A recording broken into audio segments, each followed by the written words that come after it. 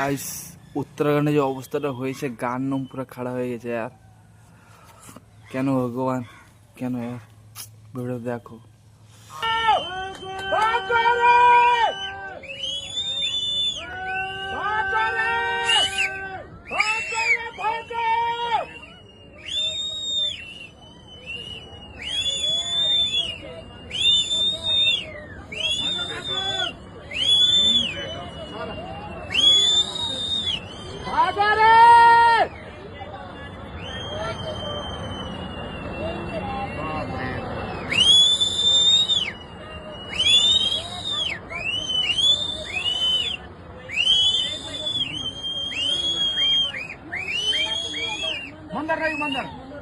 ঘরের তলে কতটা লোক ছিল, ভালো করে লক্ষ্য করে দেখেছো?